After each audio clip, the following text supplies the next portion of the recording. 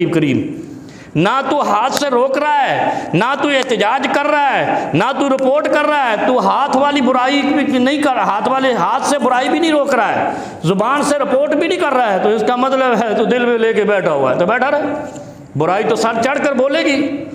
आज तुम इस बुराई को नहीं रोकोगे, जो जाली रिजल्ट बने हैं, नतीजा कुछ है, बनता कुछ है, तो कल और भी कुछ बनेगा, फिर तुम्हारी किस्मत के साथ खेला भी जाएगा। क्योंकि इंसानों को अगर इसी तरह छोड़ा जाता तो अंबिया ना आते। अंबिया ने आकर हक और सच की दावत चलाई और कहा कि अब आओ हाथ से रोको, मुशरिक को भी रोको, मुब्तदे को रोको, बागी को भी रोको, सरकश को भी रोको। पकड़े लपेट दिए सारे। जो खुदा के बागी थे वो बेरे रुमा कुएं वीरान कुएं में डाले। जो खुदा के बागी थे अल्लाह ने समंदर में डुबा दिए। जो खुदा के बागी थे उनके दिमागों में मच्छर घुसा दिया।